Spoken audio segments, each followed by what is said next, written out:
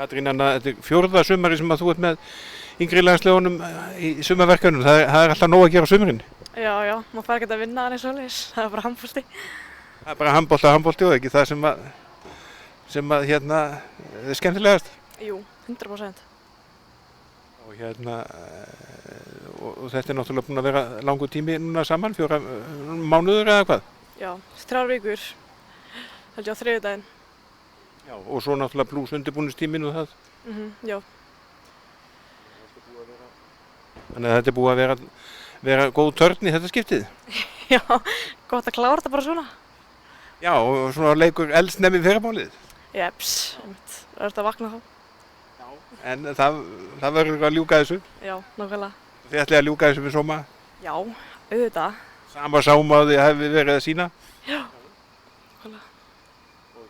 Og hvað tekur svo við þegar þú kemur heim? Sko bara vinna og maður fær loksins eitthvað frí frá handboltanum en ekki of langt samt. Nei, það má ekki vera of langt, það er ólíkstildin í vetur. Já, nákvæmlega. Það kemur gott undirbúningstímabil og við ætlum að koma bara með skelli. Gastu eitthvað unnið áður en þú fórst út eða þetta bara að byrja á vinnustað núna? Ég er náttúrulega að vinna eitthvað smá en alls ekki mikið. Þannig já, ég er eiginlega bara að byrja að vinna það bara núna þegar ég kom heim. Þannig að það verður bara tekinn törn fram að skóla eða eitthvað? Já. Í hvaða námi ertu? Ég er í hugbúnaðarverkfræði. Hvar þá? Ég er í Háskóla Íslands. Og nýbyrjuð þar? Já, ár komið. Það gengur vel? Já. Það er bara ná öllu.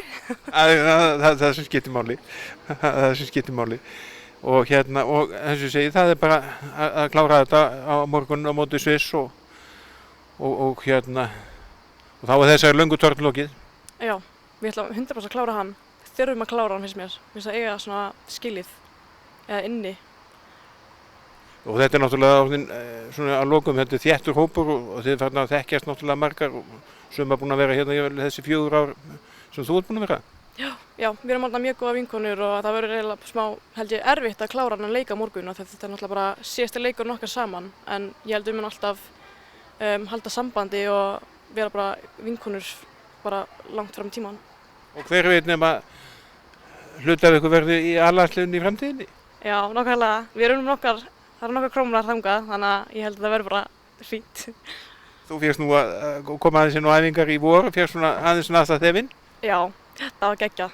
Ég var, himinljóðandi að fá að vera með þarna. Það var geggjað. Og vonandi gefast fleiri tækifæri á næsta vetri?